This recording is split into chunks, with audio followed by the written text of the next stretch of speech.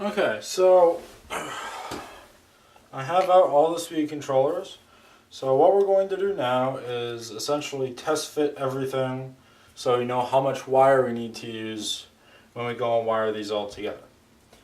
So I'm going to start with the front one up here.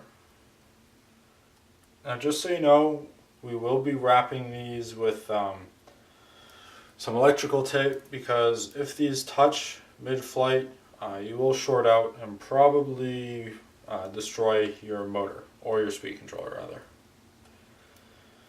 So there's one. Do the tail now. Alright.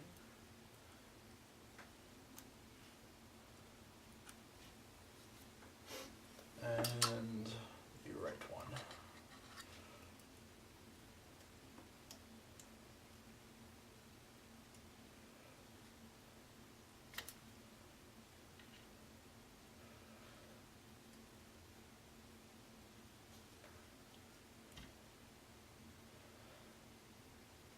Alright, there we go.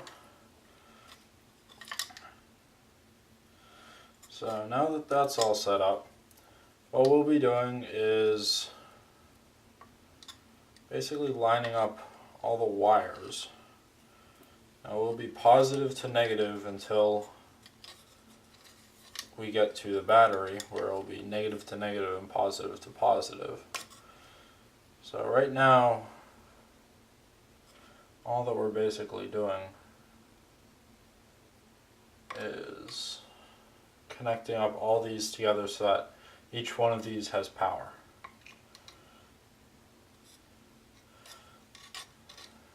So I'm going to start with this and try and figure out about how much wire we need. I just have some, I think this is, I want to say 3 feet of 12 gauge, yep, 12 gauge wire.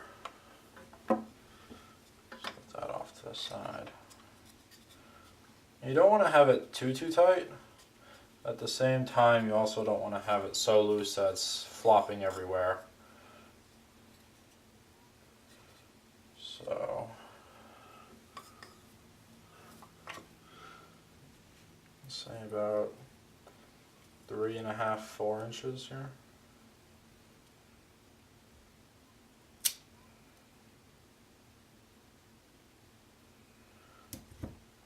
There we go. There's the front one.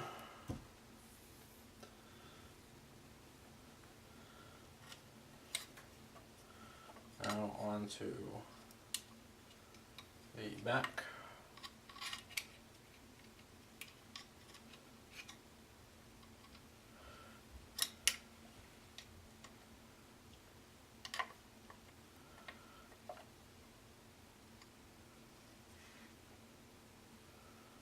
I'm guessing that this one, so the front and this side here are going to be about the same length, so I'll just cut them to be the same length, again about 3.5, 4 inches. There we go, there's those two, and the tail to the right. So on this one,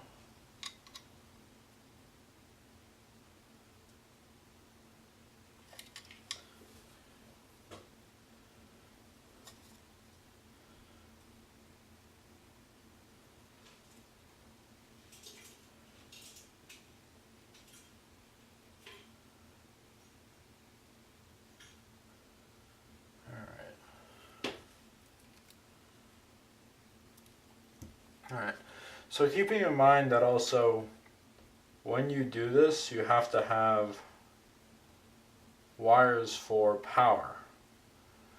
So this is just going to go directly to the battery, keeping in mind that you don't want to reverse polarities anywhere. So excuse my silence, I'm just trying to think of exactly how I want to do this.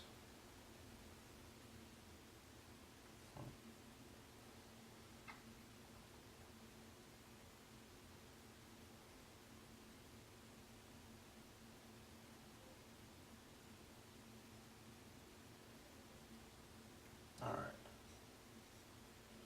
So what I'm going to do is continue as I had planned beforehand. Here's the last one. Alright.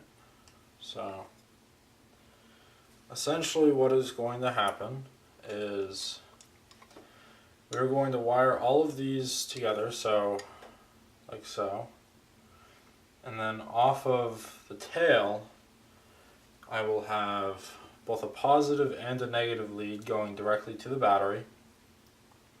So there will essentially be two wires coming out of each one of these wires here, and then that will run into the that will then run into the battery. So I shall pause here and get out some Dean's connectors that will be running into the battery. Also, I'll be soldering the female end of these onto the battery. And yeah, alright.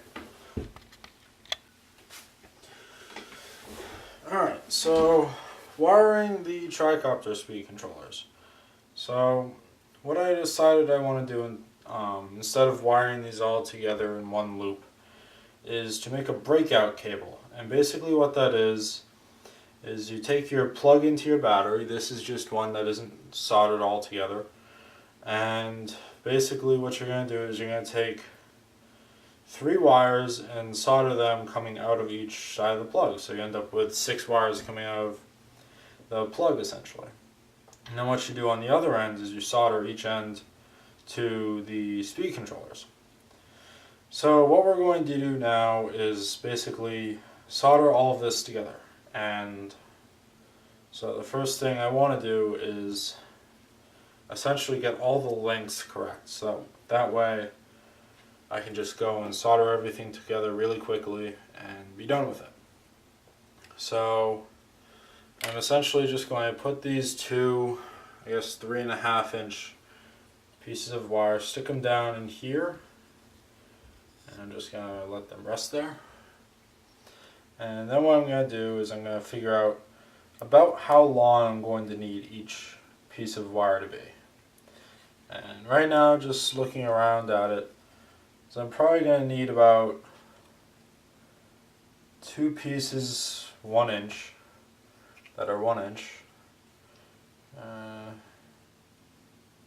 Probably another 2 pieces that are about either 1 inch or 1.5 inches. And this one here needing 2 2-inch pieces. So I just have this length of wire here, and I figure, well,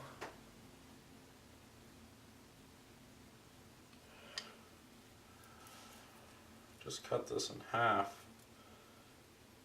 and we have it done for our right arm. The next one then, I figure that there should be enough. So I'll go and cut that twice. Actually, I'll do it 4 times, so that way we can use the same length on the tail speed controller.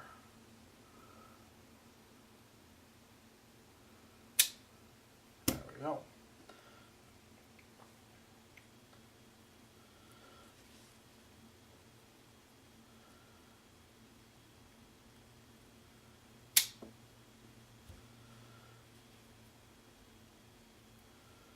And we'll need one more.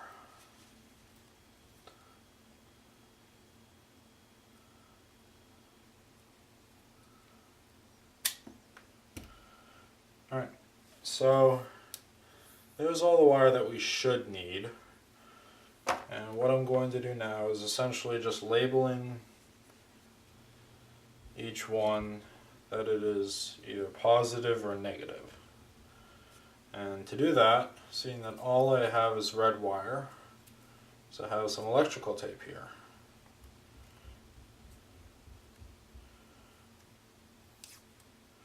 So I'm just going to take a piece of electrical tape,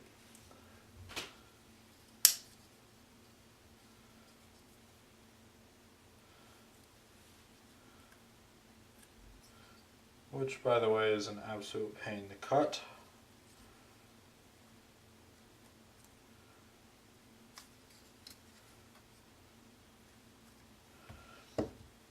And essentially just wrap it around, hopefully around the middle of each of the wires.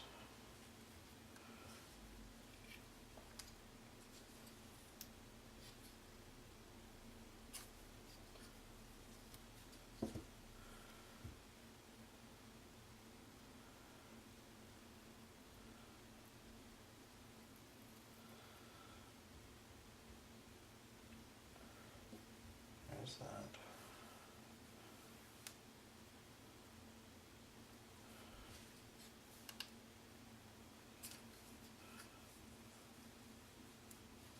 Now the only reason why I'm doing this really is to make sure that I don't switch the polarity on any of the wires, because if you do so, you basically baked your speed controller and possibly a couple other pieces.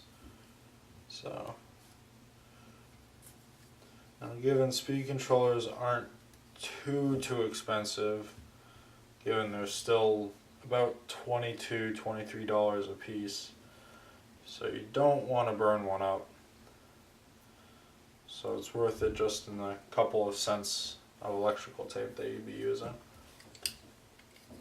Alright, so I'm going to go and heat up my soldering gun or my soldering my soldering tool, and get some wire strippers, and we'll continue on. Alright, so let's get to soldering these. So first things first, we're going to take these two Dean's connectors, both a female end for the battery here and the male end for the speed controller end, and we're just going to connect these two so that acts as basically a big heatsink. So while we're soldering these, the plastic doesn't melt, unless of course you directly touch the plastic, which you don't want to do in the first place. Alright, so next thing we do is go and strip off just a little bit of wiring, and because this is a 12 gauge wire, we go and use the 12 gauge slot on your wire strippers.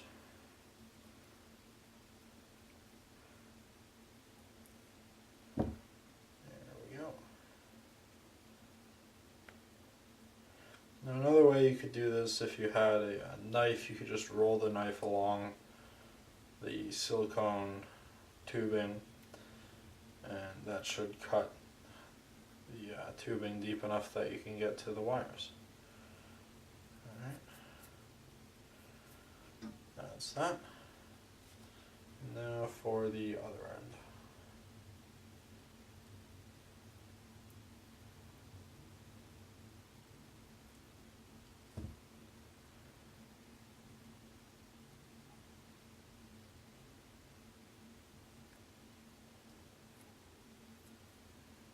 Alright.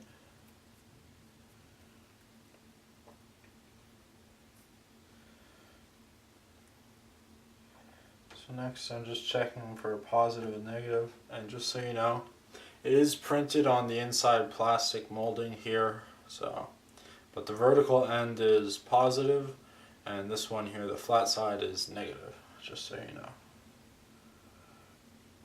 Alright. So, got my soldering iron going, and pull out up some solder.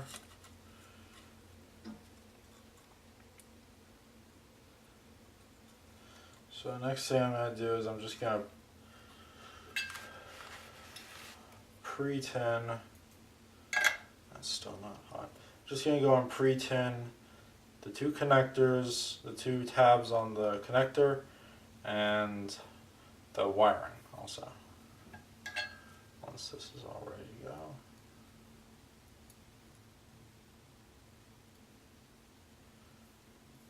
Which it almost does.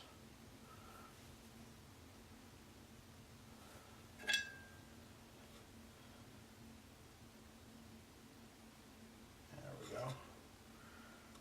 Alright, heat up the wiring.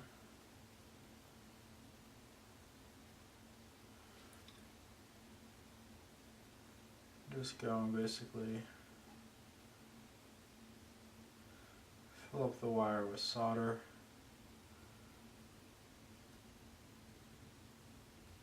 Now doing this to both ends makes it a lot easier to get these two to connect.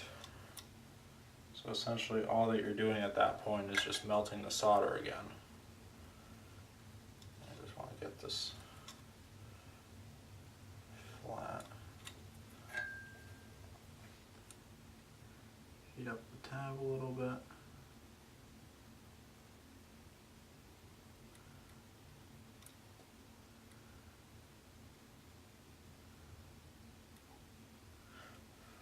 There we go.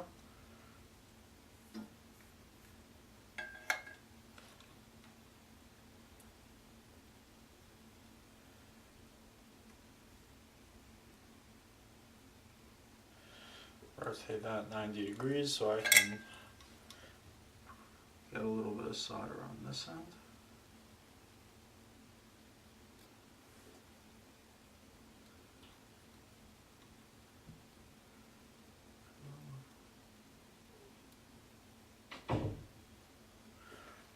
That's a little bit too much, but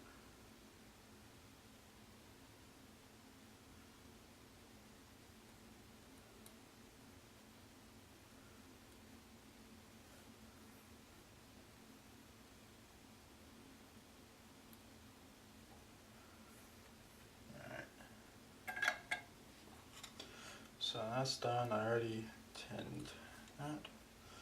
So I'm just going to go and pre-tin the negative wire, which of course is also red.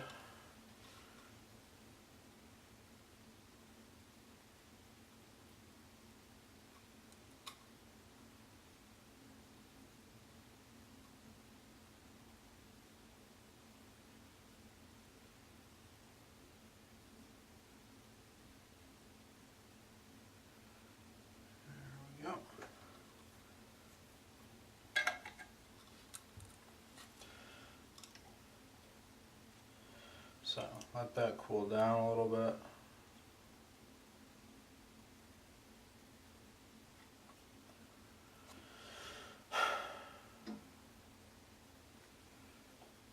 Alright. I'm just going to pull out one of my batteries for a second.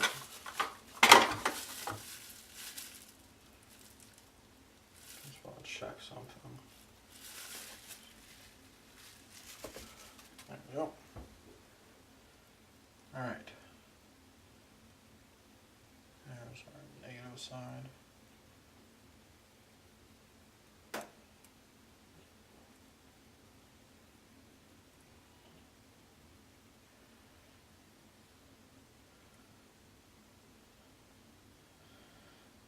we go. Alright, so if you do have a clamp like this, you just want them touching.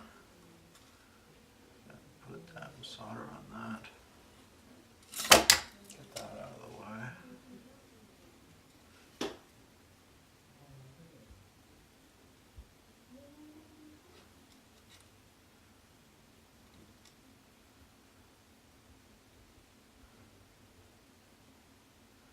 Try and get this solder nicely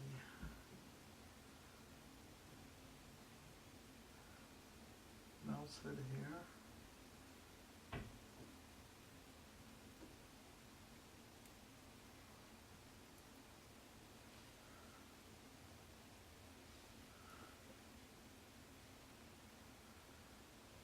Having just a little bit of trouble with the solder on the connector melting.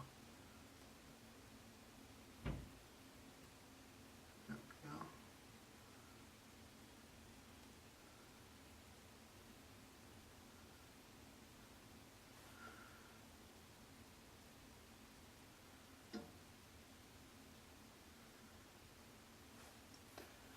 That should hold.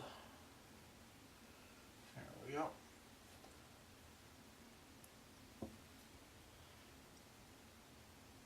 Just a little hot. Not the best soldering job ever, but it'll work. And also I do have some shrink wrap. So once this is all done, I'll go and throw some shrink wrap on here, and it should work out pretty well.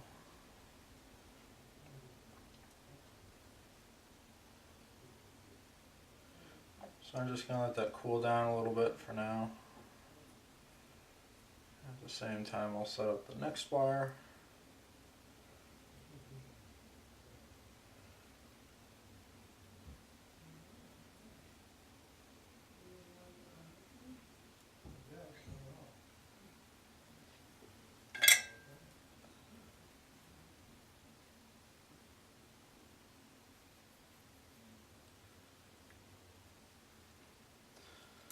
Alright, throw some solder on the tip.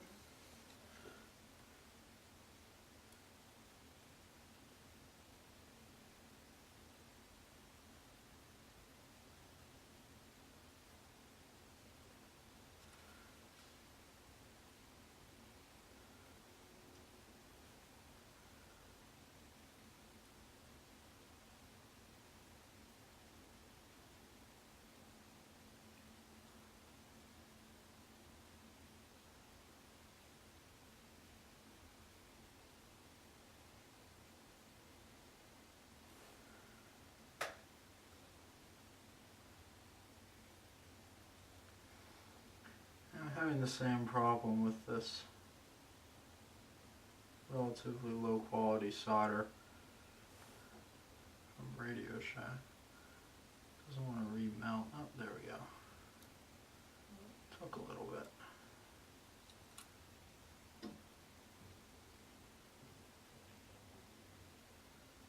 And then a little bit of solder.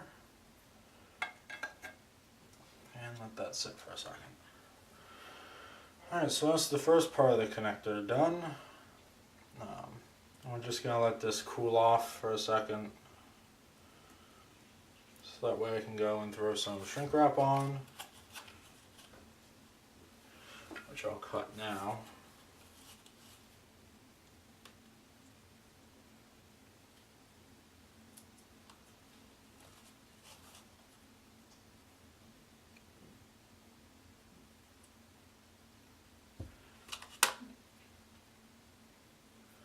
Still quite hot. So while that's cooling down, I'll go and I'll start trimming up some of these wires here.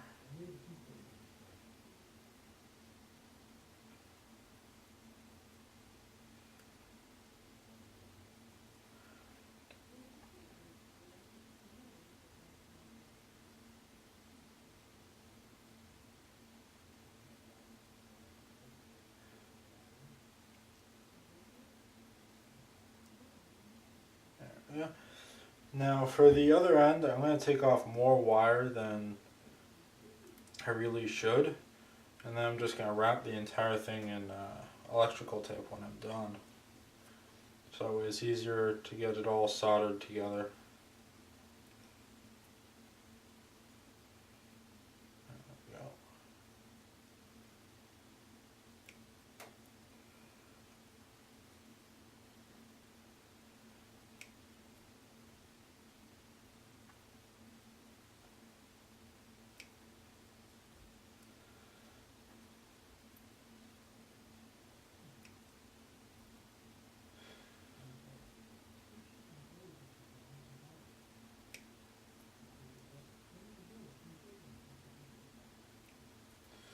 Alright, so that off. And that there. Alright. So now that these are all taken off, I think it's safe to say that this is cooled down now. And just slide the shrink wrap on. And that end is just a little bit too large. Same deal here. So shrink wrap's just a wee little bit too small for the amount of solder I put on those joints. So I'm going to try and stretch out the shrink wrap so that'll slide over a little bit easier. Just like that. And do the same here. Stretch it out a little bit. Same here.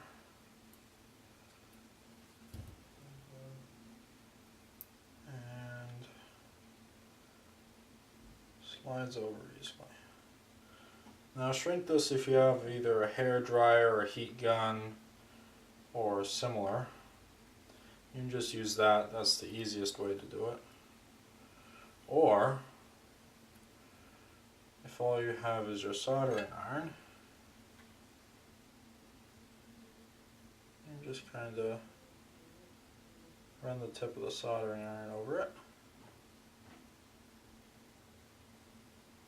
Same on this end. Now it doesn't look as nice as if you were to hit it just with a heat gun.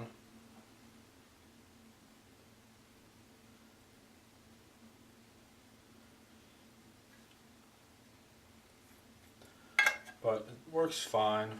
There you go.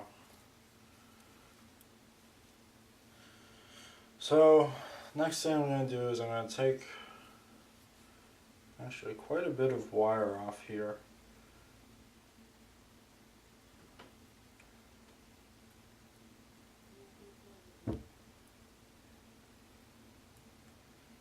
That way I have enough room to solder on all three of these wires here. Once I get this silicone wire off, all the lost pieces, what I'm doing is I'm just twisting this so it stays relatively tight, a relatively tight ball, I guess you could say. So when I go and tin it, it's still nice and skinny.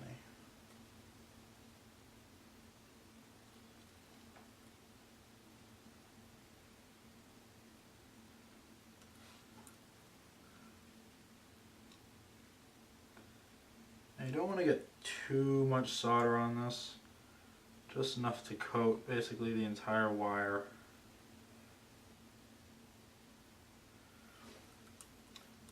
That doesn't get too thick and just becomes a pain to keep together.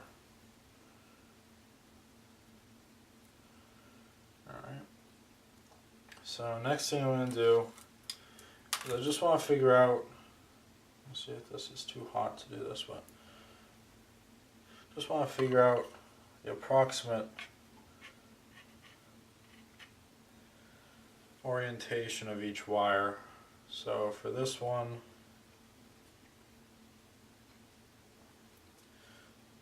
this is the shortest wire. So I'm just going to solder it off so that's parallel. It'll end up looking like this, basically. Not sure if you can see that, but it'll end up coming off like that. Alright.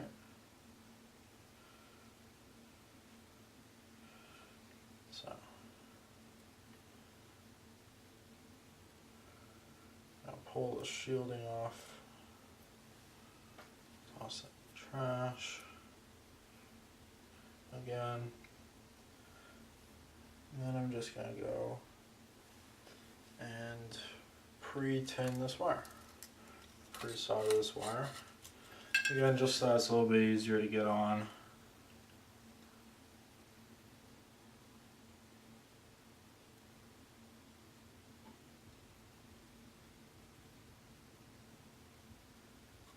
Try and get it all the way around the wire.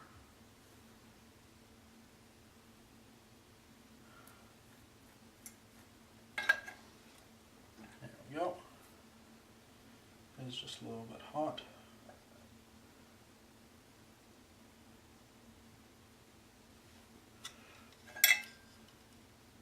And just get a little bit of solder on the tip of the iron.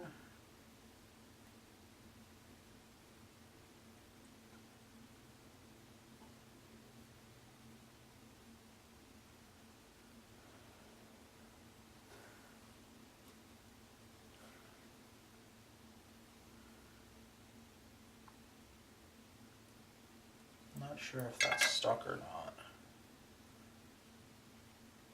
Maybe it did. No, it did. Alright, so you just gotta go back and... yeah, that is pretty hot. Keep on trying. I tried this time with some pliers.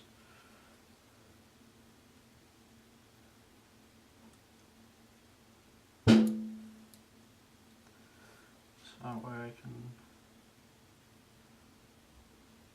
hopefully make this work.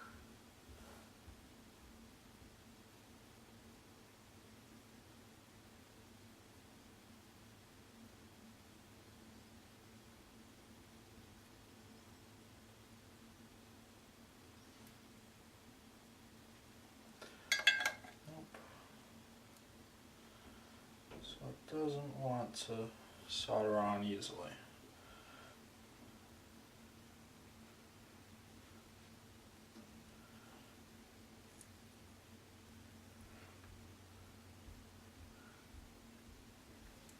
So what I'm going to do this time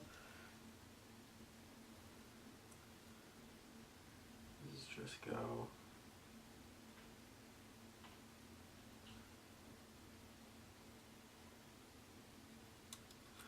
basically just dump a bunch of solder in between the two wires.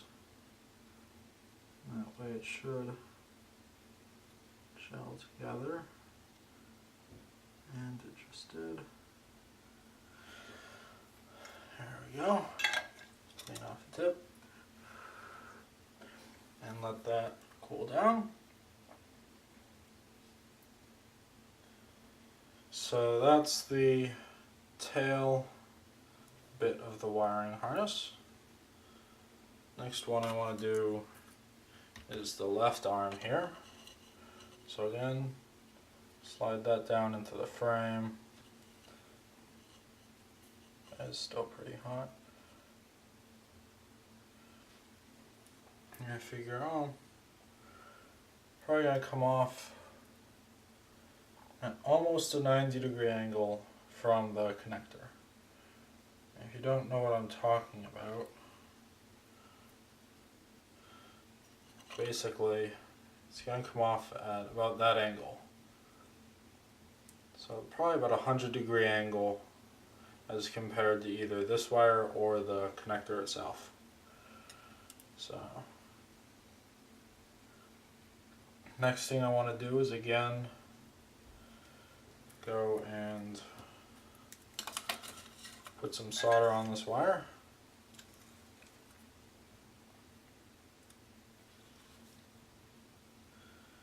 Hopefully enough so it's easier when I go and solder it on.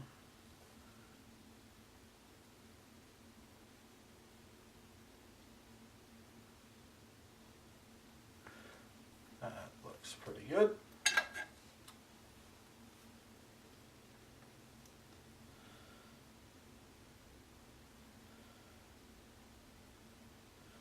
And this time I'm just going to connect the clip there. And hopefully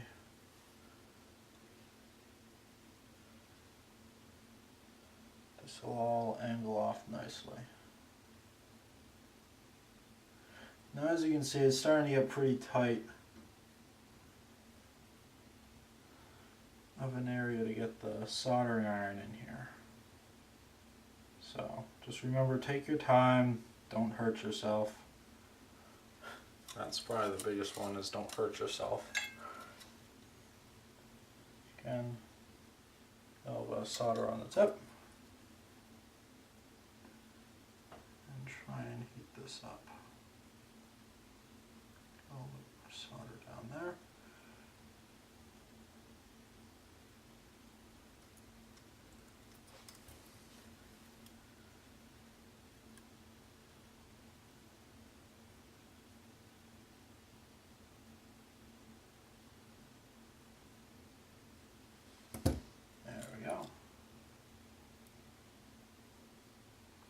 Get a little bit more solder down there.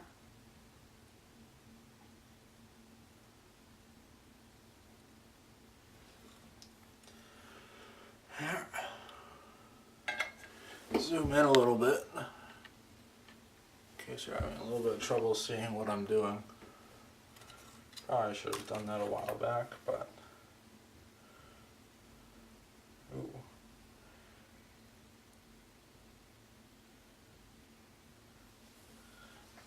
So that didn't solder on too well.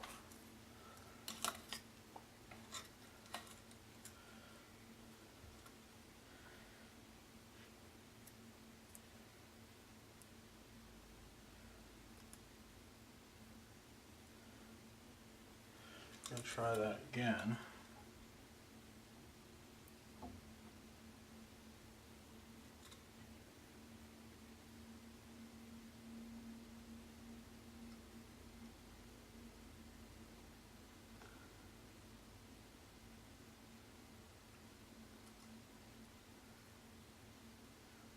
Oh no.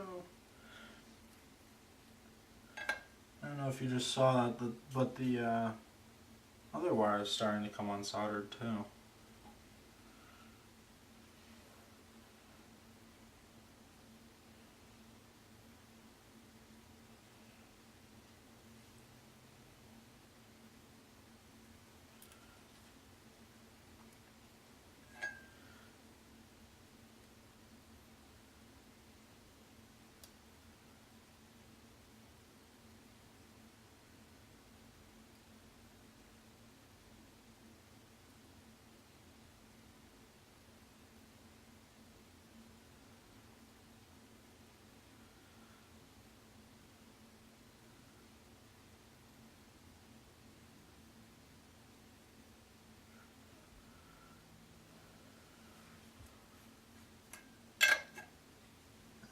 That seems a little bit better.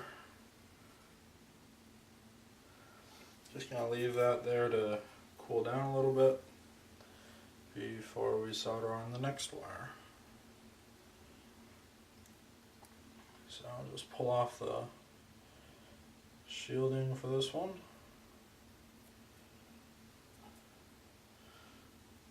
Wrap it just a little bit.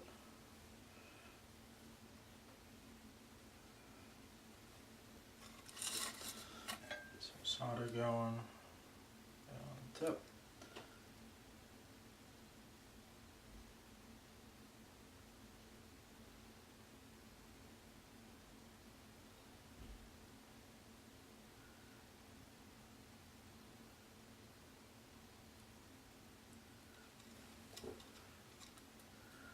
And that seems to be about right.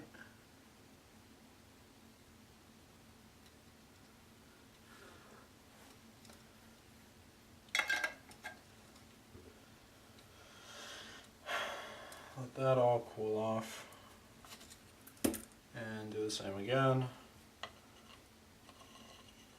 Check to see what we're going to want for an angle.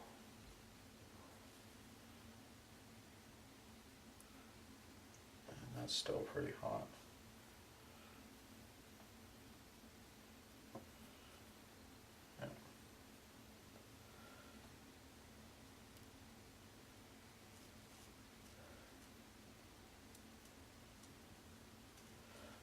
So it's just going to come off basically right in between.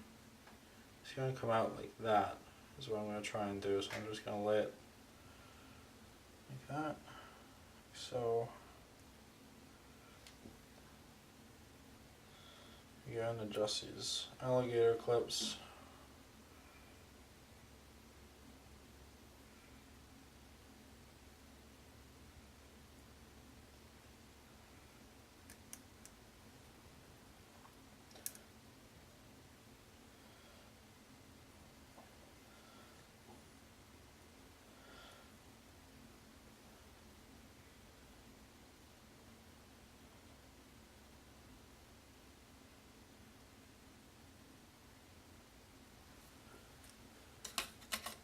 Back in there.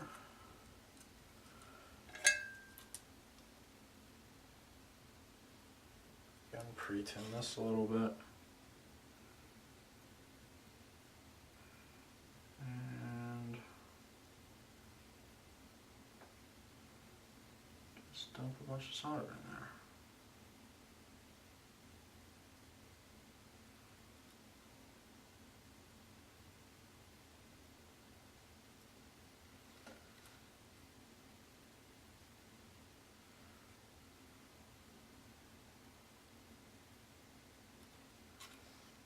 So I'm just going to go and try and get all of this to become one solid unit of solder and wire.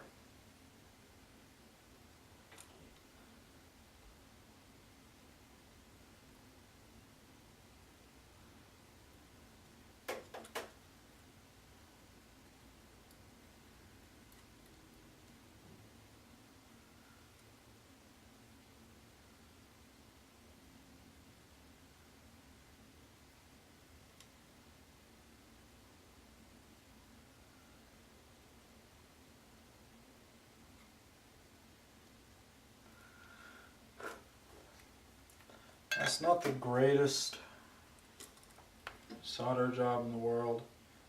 It's probably going to be a pain to get all sealed up and taped up, so that way we don't have any shorts, but should do. I've seen cleaner soldering jobs, but so anyway, I'm going to let this all cool off, and I'll go and basically follow the same routine only for these. And also probably wrap this up with electrical tape so that we don't have any chance of these two wires touching. And I'll leave it at that. So next video will probably be me soldering these onto the speed controllers, and then going into mounting electronics, zip tying the speed controllers on, tidying up these wires here, and then doing the control board, setting up the Arduino, which should be pretty fun. So anyway, until next time, there you go. Alright, so I finished up with the breakout cables, essentially is what these are, and went and wrapped them so they're basically ready to solder on the ESCs. So what I decided I'm going to do to make this easier on me is I'm going to solder all the ESCs onto this first, and then I'm going to go and push the ESCs down through the two spaces on the main frame of the tri-copter. And I figured that you can do this as long as you're careful not to break any of your solder joints. That is a big thing that you do want to watch out for. So anyway, let's get started on this. I've already pulled off the shielding for the first two wires of the first ESC, and this first ESC is going to be for the tail. So let me go and pull apart my handy dandy wire holder. And keep in mind that on these ESCs the wires are already pre-tinned and pre-cut and everything, so it should make it a little bit easier. And also I will be using shrink wrap for all of these, So I'm going to go ahead and cut out a bunch of, I guess, about half-inch pieces of shrink tubing. Alright.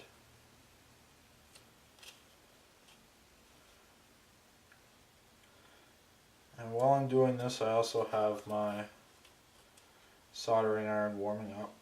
Actually, it's just about warmed up by now.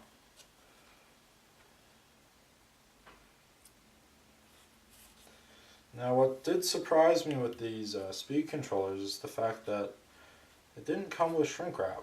Usually, speed controllers do end up coming with shrink wrap. I just need one more of these. There we go. Done with that. And one thing you do want to remember is that you do need to slide these over the cables before you go and solder on the wires. Now again, if you have black shrink wrap, or if you want to use electrical tape for all of this, feel free. All I have is a gigantic roll of red shrink wrap, so that's what I'll be using. Alright, so twist up this wire here so it's nice and neat. Pull off the little fibers of wire and start soldering. So again, same deal as the other side of these, is just go and pre-tin the wire. On this I'm just going to try and solder these tip to tip, hopefully.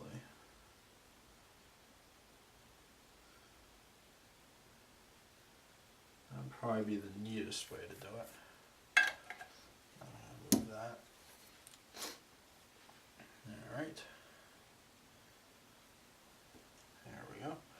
And do keep in mind, this is exactly why I went and put electrical tape on these wires, is so that I know that this is the negative, so that way I don't switch up the wires. And I will be going through, and I do suggest that you go through and double, triple check all your polarities on this before you plug this into power. So, alright,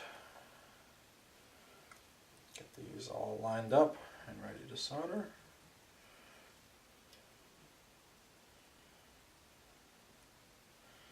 Feed in a little bit more cable.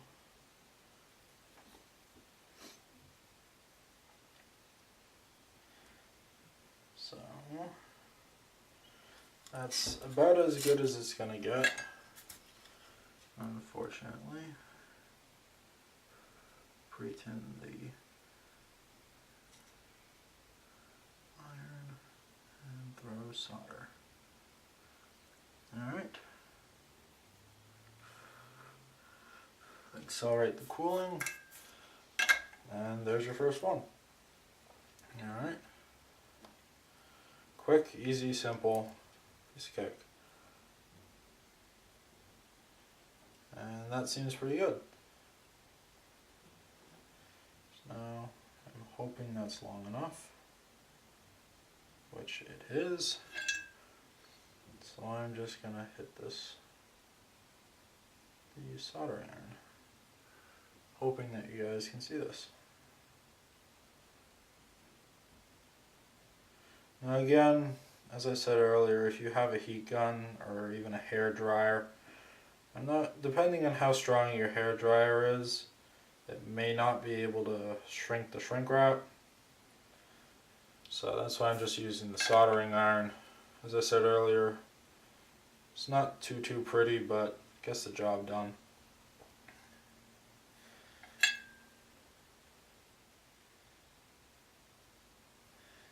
I don't think that's completely long enough, so I'll probably just wrap that with electrical tape shortly.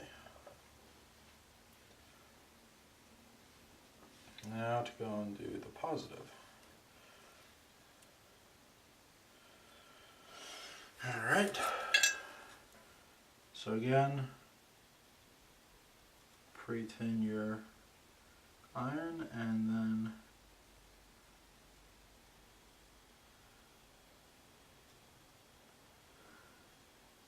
some solder onto your cables. Again, as I said earlier, I'm just going to go and solder the ends of these together, hence the fact that I didn't cover the entire thing with solder as I was earlier when I was making the breakout cable. A little solder on there.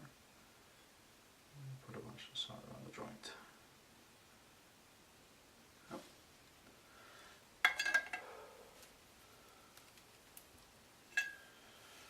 And I don't know if you saw what happened there, but basically what happened was the cable came back a little bit.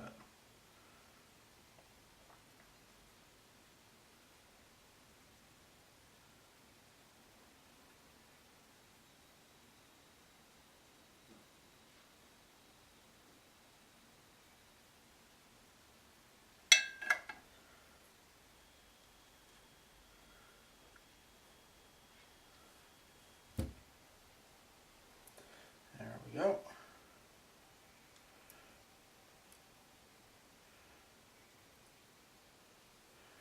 And slide the heat shrink over.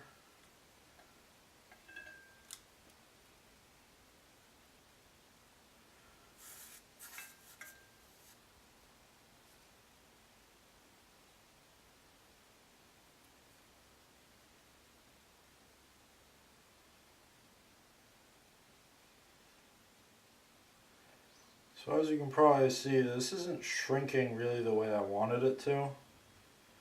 Actually, that tubing is just a little bit short anyway.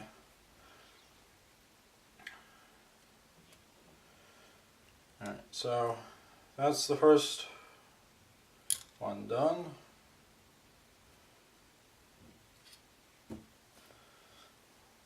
Have these off to the side in case I need it.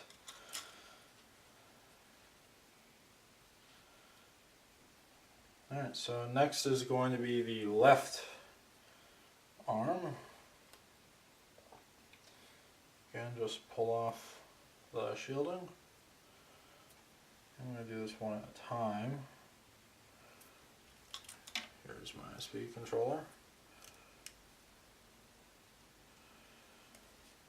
So that way it's ready when I am.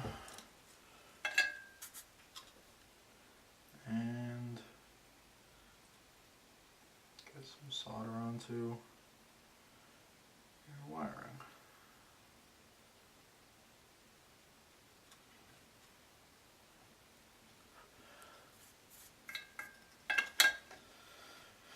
And remember, match the polarities. You don't want to run into problems with that with your brand new tri-copter. Forgot which polarity was which. So I'm just gonna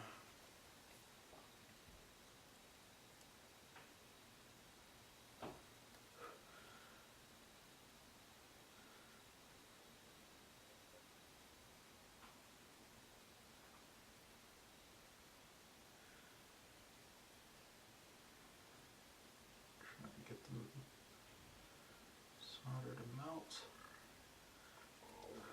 There we go. So let's let that cool.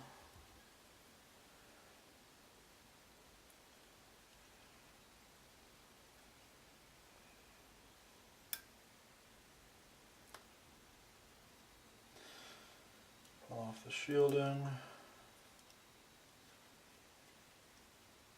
Oh. Well, I forgot to throw this on. Forgot to throw the heat shrink on. So, like I said earlier, I think I cut these just a wee little bit too short. So I'll just go over that with some electrical tape in a moment. I'll throw that on there now.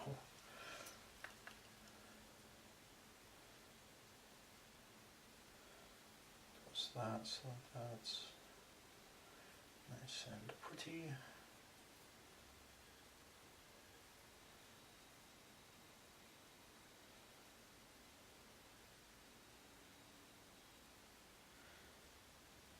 let's try it that way.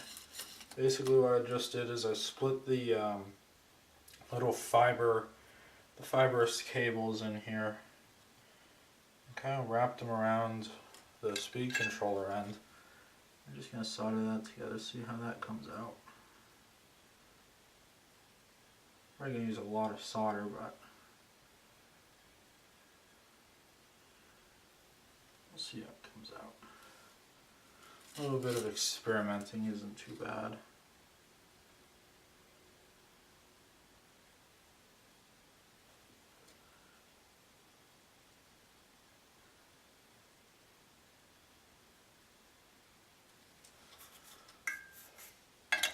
And to test that, once that starts to cool down, yeah, that's going to hold.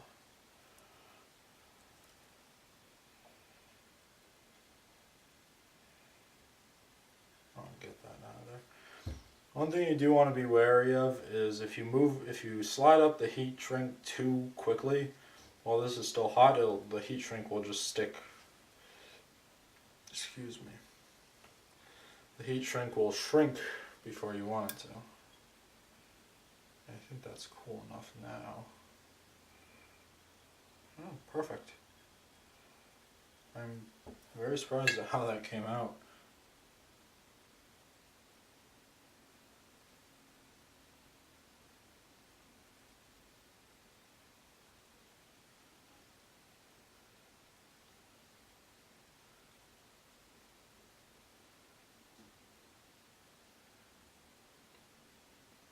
It came out quite nicely, actually. I'll have to do that for the rest of them.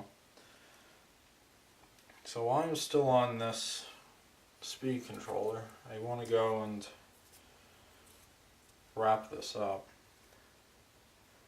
So what I'm going to do is I'm just going to take probably about a 2-inch piece of electrical tape. Sorry if this isn't in the shot.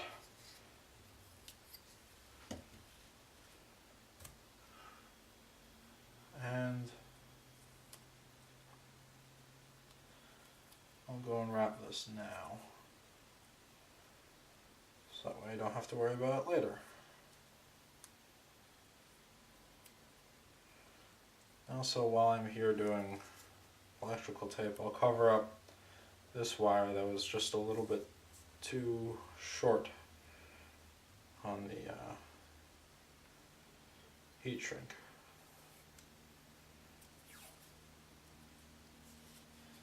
Again, just around a 2-inch piece of tape, and cover that up.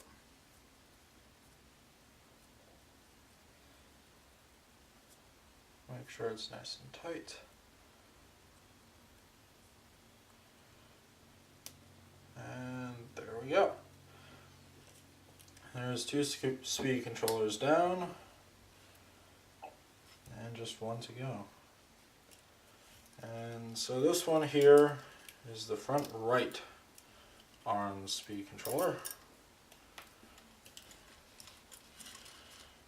Now these wires are going to get very clumsy as there's just a bunch of them all together, basically.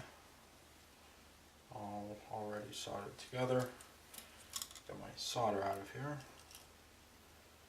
Start on the negative. Just start on this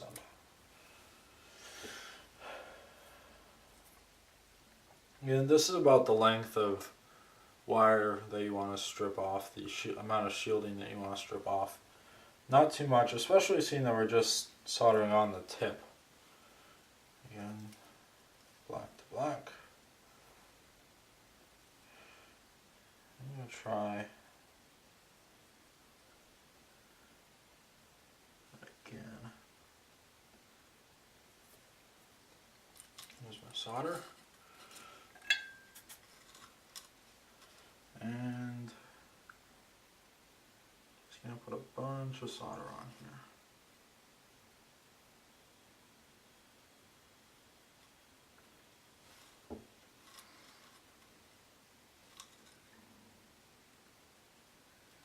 And solder on the bottom too.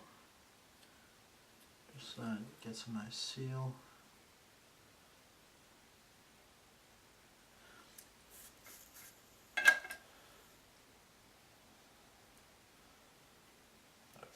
again, give it a little tug. It's going to stay.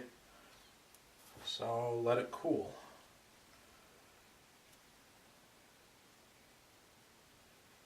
Alright, should be cool enough now. Slide that on and shrink it.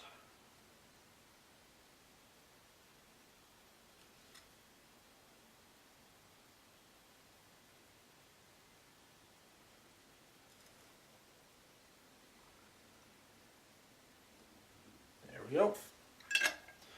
One more wire to go. So again, just go and pull the shielding off.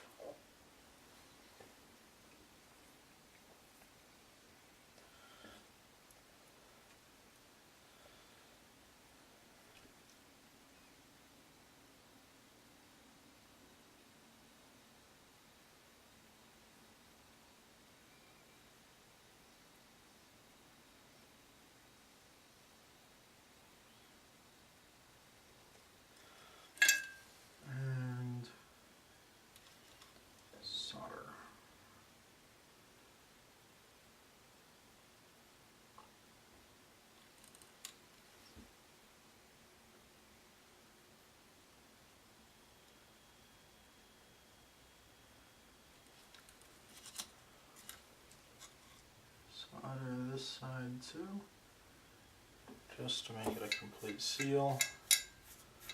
Good connection between power and speed controller.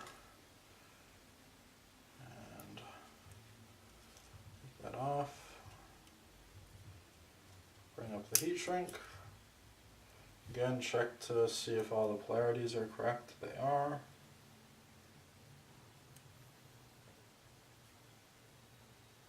There we go.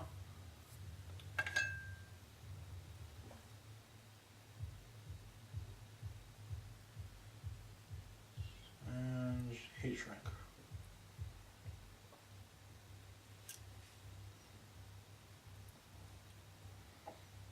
And this time the heat shrink is a little bit short, not too short that it actually exposes any wire.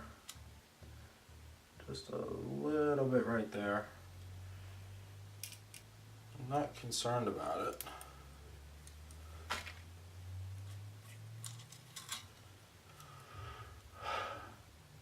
Alright, so let me get my solder out of here, turn off my soldering iron, and toss that off to the side. Now it's the fun part. Let me zoom out, and there we go. Still tight enough that you can see everything. Alright, so next thing I'm going to do is I'm just going to weave all these speed controllers in here. There's enough room for me to do that. Just push the receiver wires off to the side. Bring in that. And again, just push off the wires.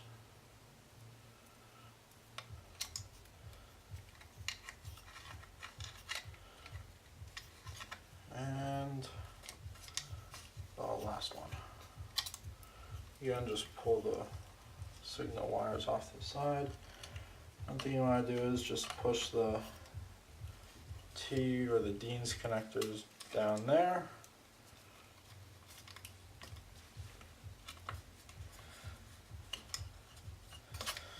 Just gotta finesse it down. You don't want to force anything, of course.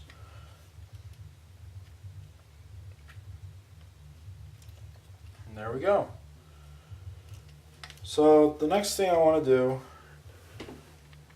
I'll zoom the rest of the way out so you can see everything, is clean up a little bit.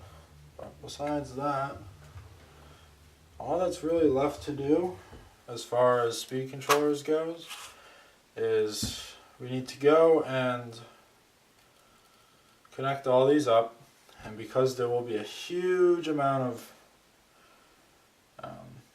contact left, what I'll probably do is just wrap each one with electrical tape. Now you could use some shrink wrap for it. The only reason I'm not going to use shrink wrap for it is in the case of a crash, you do run the risk of breaking a motor. So what you might want to be able to do is just pull off that electrical tape, unscrew the 4 screws down here, and just pull off the motor, plug in the motor, and go. I don't plan on crashing, so I could go this route. I'm sure nobody plans on crashing. I hope nobody plans on crashing. But in case of a mishap, electronical or human error, you do want to have the ability to quickly change off the motor if you happen to have a spare especially. So what I'm going to do is I'm going to go and plug all these in, get some electrical tape on them. I'll cover probably just one arm, and I'll turn off the camera until I get all the arms done. I might not, but anyway, I'm just gonna get this going. Kind of excited now. So one thing you do want to realize is that the positive and the negative just go straight through. So this is basically the black wire, this is the red wire, and this is the yellow wire. So you just need to go and plug all those in.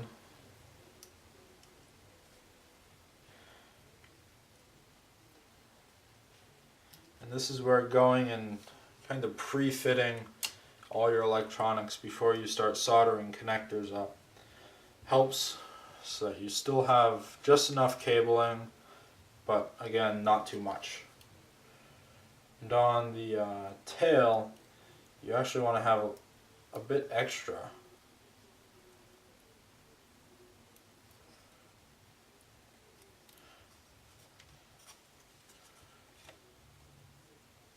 So that way when you go and use that tilt mount, you don't put any stress on any of the cables. And that looks pretty good. And onto this last arm here.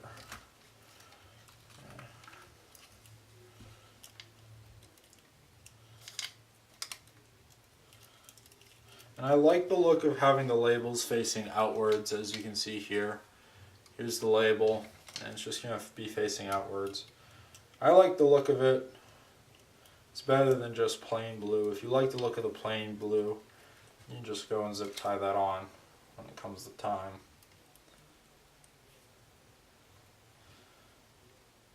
Alright. Plug these in. And there we go. Pretty simple, easy to do step. Actually, this arm here has quite a bit of extra cabling. And just a little bit too much cabling for that. So what you're going to want to do now, before you go and zip tie on the speed controllers, is that you want to go and pull out your electrical tape again. And probably 2 or 3 inches worth is what you're looking for. Scissors do help when cutting electrical tape. And don't cut yourself when using a knife or an X-Acto. Alright. You're just going to go and wrap this up.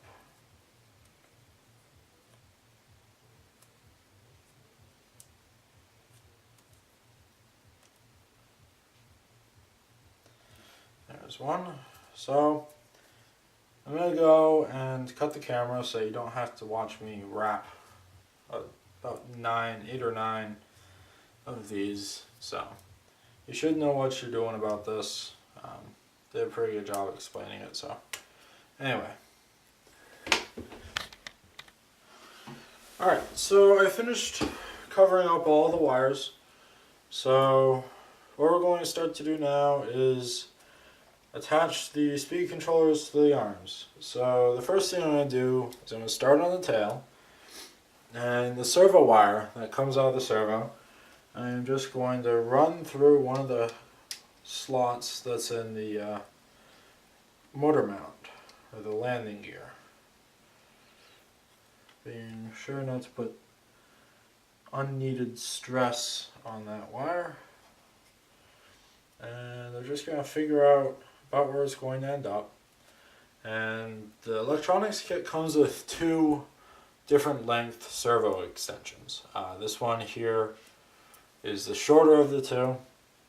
So I'm just going to put this on. I believe this is the one that will fit, the one that we'll use. So yep. So what I'm going to do is I'm just going to run that up through the center of the two frames, like so. And I'm going to get the speed controller ready to mount. And that's about where I want both of them. If you have small zip ties, they might fit, as these are some quite small zip ties.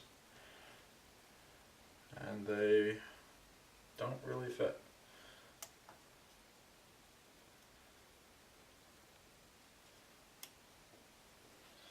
So, yeah, that's not going to fit.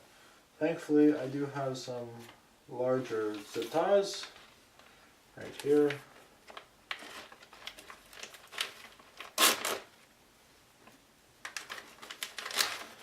And go and use some of these. Larger, heavy-duty zip ties.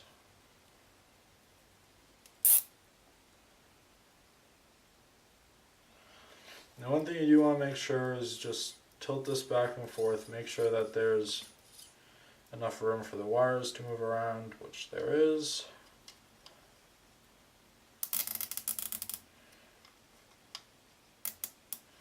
You don't want this to be too tight, you just want to have enough room so that it can slide around if it needs to.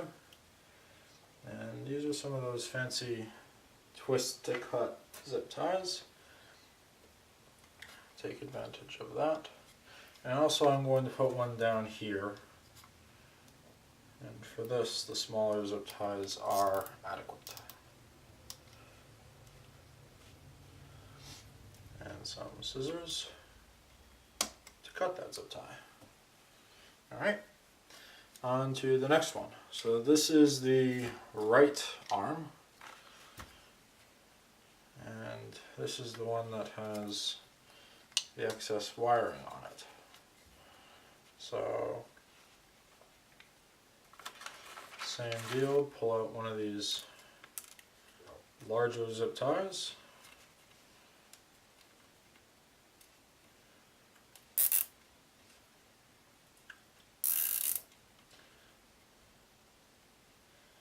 Now if you want, you could go and put the zip tie on the wires on either side.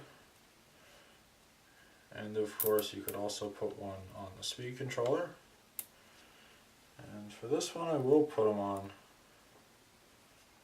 the wires also.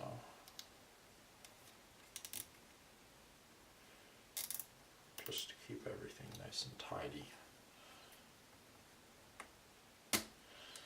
Cut that one off.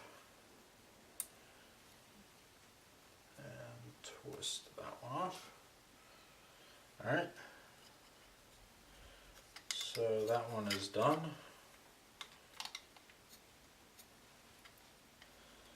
Now if you want to, feel free to just add a zip tie here.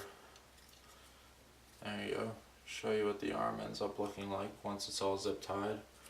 And on the tail, that's what it ends up looking like. So now on to this one, the one that isn't zip tied up yet.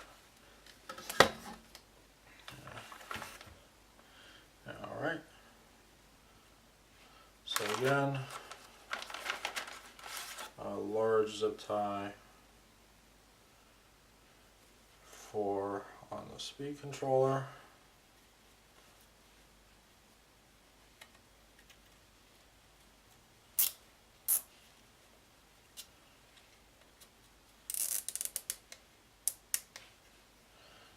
Again, keep it loose enough so that it'll be able to move around.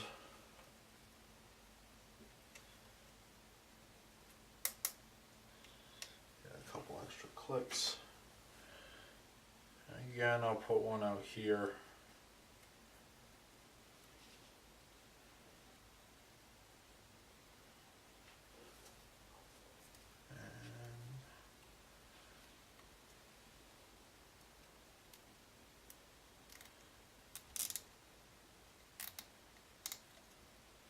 And I'll leave enough so that there is no way that there can be tugging on these wires here. You don't want to break off a solder joint inside of the ESC. That would be a serious problem. So now it's starting to look like a tri-copter, and it's almost ready.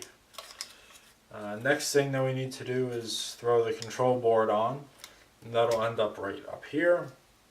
Also mounting the receiver, which I'll put back here along with a remote receiver probably around here. And then the GPS I'll put up here most likely, and the video transmitter probably over here in this area. And there's a special way I'll mount that. I'll show you when that comes in. So anyway, so that concludes the basic build of this tri-copter. The rest of it is basically options for anybody to do. Again, you could use your own motors and speed controllers. This is just basically a kit that you can purchase that's meant for this tri-copter, along with the servo. Comes in that kit, as I explained earlier. The wiring, that was relatively simple. Just take your time with that. Make sure you're not going to destroy any speed controllers. By far the hardest part of this build was the mount here. This was definitely the hardest thing to build, as no instructions were included. There's no online forums or anything that has build videos or anything along the lines of that for this. So it was kind of a, okay, I need to build this, get it done. This by far took the most amount of time. Hopefully it won't take you too much time to do. Other than that, this is a pretty straightforward build. I'm happy with the way it came out for the most part. I'm not sure how well it will fly. It's just wood. No carbon fiber or anything like that. Just wood and some screws and some Durlin landing gears. But anyway, the next video will probably be of me setting up plugging all the different things into the Ardu pilot. Also, don't forget about this, the receiver that you get with the DX6i. I'll be showing how to set this up, how to set up the DX6i along with the Ardu pilot. Otherwise, the tri-copter is basically done. All that's really left to do that I haven't shown is soldering the batteries. That's essentially the same deal. So, for now, that's it. I hope you've enjoyed this so far. The hardest part is still yet to come, I believe. I'm no fan of all this wiring. There are some easier ways, more fancy ways to do this, nicer ways to do this. But the relatively inexpensive, this is as inexpensive as it can get. You can just get a simple multi-controller, tri-copter controller. I believe the KK2 board from Hobby King is a great board. I'll probably do some videos on that in a little bit. But for now, this is the tri-copter. Alright, so next step is going to be to bind your transmitter to your receiver. So what you're going to need is your transmitter, have it set to an airplane mode, and have all your trims and everything centered. You do want to leave your two gimbals centered to where you want your fail-safe to be in case you happen to lose connection, radio link. This here is just an old receiver battery that I have from my Nitro RC car days, and So what I'm going to do is I have the bind plug plugged into the bind data port on the receiver. And I'm going to take this, plug it into any one of the ports. I'm going to plug this into the elevator port. And hopefully not break anything. Alright, so you see that amber blinking light. So what you do is you hold in your trainer button, which is right here. It's a spring-loaded button, and you hold it and turn on your transmitter. Lights can flash and not bind up. Turn this off and try it again. Maybe.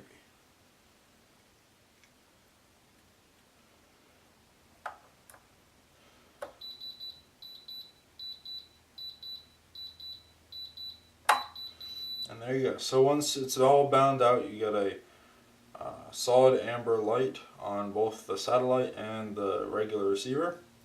And to test it if you want, I'm going to go and plug in my tail servo on my tri-copter.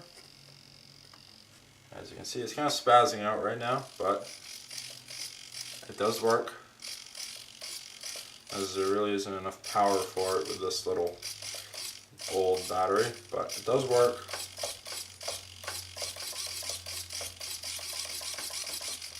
And it works quite well, actually. Nice digital servo.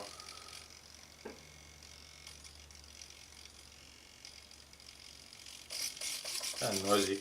But anyway, that's how you bind up your transmitter and your receiver, and you are going to need this for your next step. As you can see, that's the only channel that I have set up right now. Anyway, there you go. That's how you do it. Alright, so what we're going to do now is we're going to connect the receiver wires to the ArduPilot. So we already have the ArduPilot flashed with the tri-copter firmware, and the receiver is already bound up to the transmitter.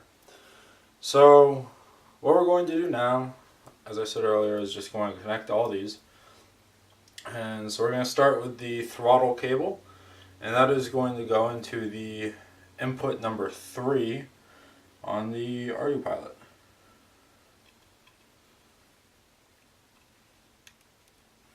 There we go. Next we're going to do the aileron, which is going to be channel number 1.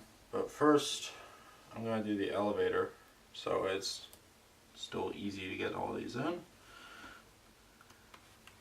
Alright, so aileron is going to go into number 1. Elevator goes into number 2, by the way. And rudder is going to input number 4. There we go. And then auxiliary 1, which is going to be our mode switch, so that you can switch between autonomous, loiter, and I guess you could call it fly-by-wire, so you have full control of it. That's going to be our gear switch, and that will go into input number 5. Then there's an extra auxiliary channel. This is optional. You could use it, you don't have to, but I'm going to use it just in case I decide to run something on that. So now that that's done, we can go and put this into the tri-copter. So let me get some of this out of the way. Bring up the tri-copter. Alright. And keep in mind the front and the forward arrows on the GPS and the ArduPilot. And I'm just going to move all these wires out of the way.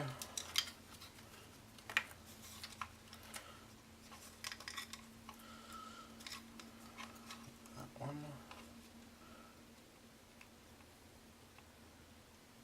Yeah, alright. Alright, so let me just pull up the wiring instructions for this here. Alright, so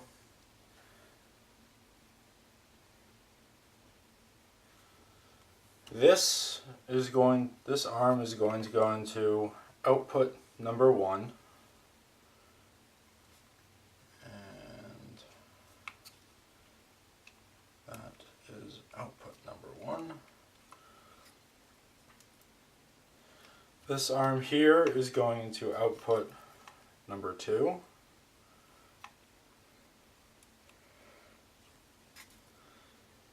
And the tail is going into output number 4.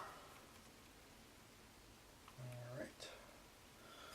And the tail servo is going into output number 7. There we go. So, alright. So all these are plugged in now. I don't know where I'm going to end up putting this. I'll figure that out eventually. Probably like right there. Anyways, I do suggest heat shrinking all these wires. I'll probably go and do that soon. And also on these are 15 centimeter wires. For this build, if you can get 5 or even 10 centimeter wires, I suggest it. Or if you want to, you can go and solder, unsolder the connectors in here and shorten up the wire and then solder it back up. But chances are I'll just mount everything up something like this. Even over here, like that. That's probably how I mount everything. And also, before I forget, this little package from when we unboxed the ArduPilot, these have these little jumpers in here. And the smaller one you will need, and that's called JP1. And on the instructions for the ArduPilot, which you have to go online for, in case you're wondering where they are. Alright, so that jumper is out. The spot for this is right by the power module spot. Now I'm unsure as to whether or not I'm going to be using this power module. I hope I don't have to, because I don't want to go through and solder that, but if I need to, I will. So you just want to go and put the jumper, into slot JP1. And it'd be a lot simpler if my fingers weren't so big. But anyway, I'm just going to go and put this in here, struggle with it for a little bit, and I'll move on to the next step. Alright, so the next thing that we gotta do is mount the electronics. So I'm going to start with the receiver and the satellite receiver. And what I have here is just some double-sided sticky tape. So what we'll do is I also have a pen. Just mark out. You don't have to have the entire thing full of tape, the entire bottom, all tape. But that's the way this one's going to be. So I do suggest having scissors, which I luckily have. Just go and cut that section of tape out. And I'm just going to take a little square for the satellite receiver. Alright. The pen. So what we need to do now is take off one of the covers of the tape. You can use a knife or a fork, I guess, if you needed to. And just stick it on like so. Give it a good press. I'm going to let that sit while I go and attach the satellite receiver one. Again, pull off the protective covering.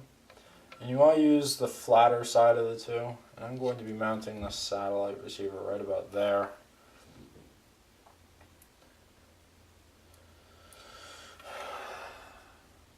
So just put it in the middle.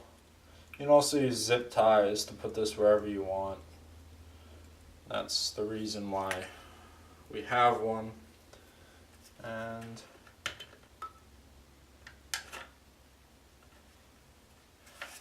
a hot glue gun here too. So, in case you're wondering why I have the hot glue gun out, is you want to have some way to dampen the vibrations for your control board. And what I have here is just some foam I had laying around. You can use some sort of foam, or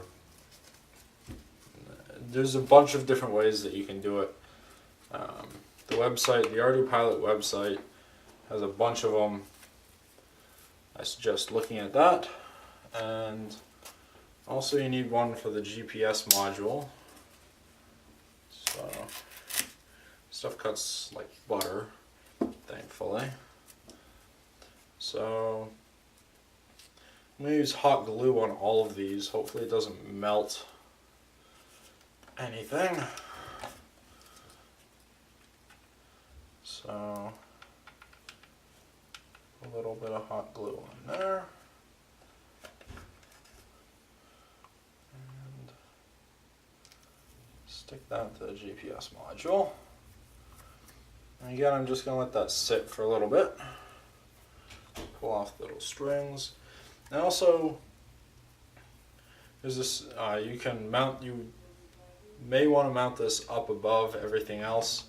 But the main thing is you want to keep it away from the speed controllers. That's the one big thing that you need to be careful of with that. Alright, so moving on. Just going to go right about there.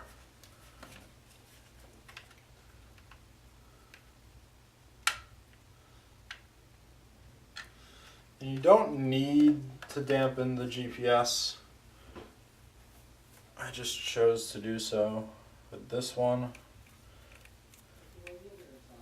Just stick that there. Again for the back half.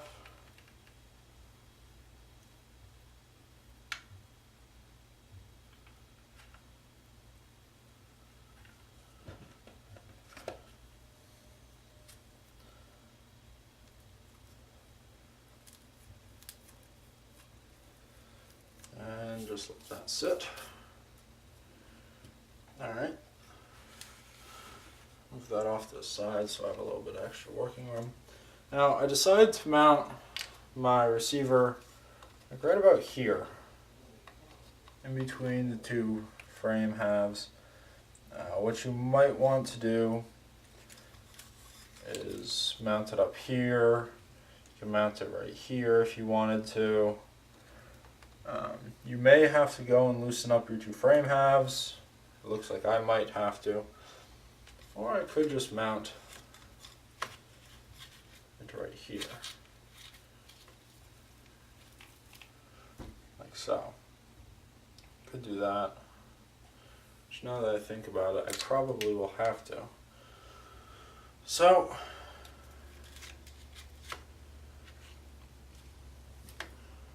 get out this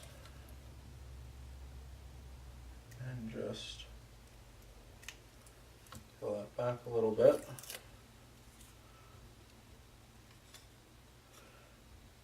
And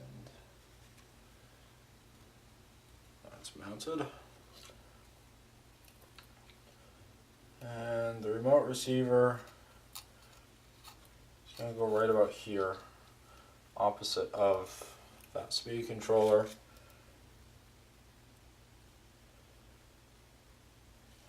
Or even I could mount it.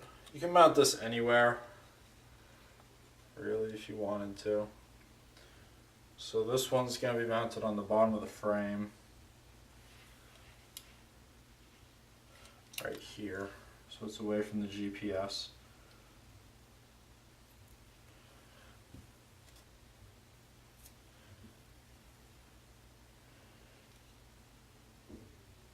Now you may want to keep in mind, if you do choose to eventually change this to say a quad, you don't want to be blocking any of the mounting holes or where you put the arms or anything like that. These seem like they're pretty well dried off or cooled down.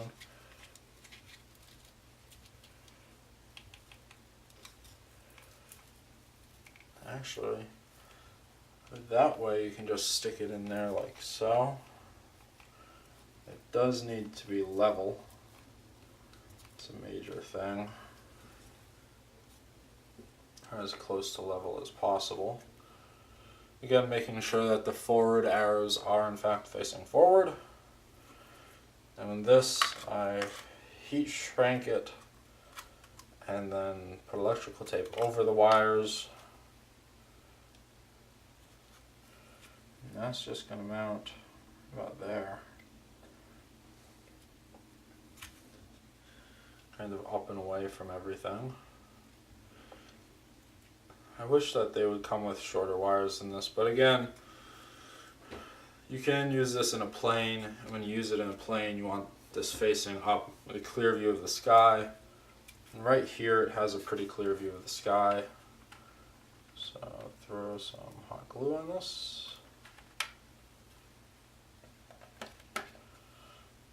Again, making sure that the front is in fact the front. I'm just going to squish that down.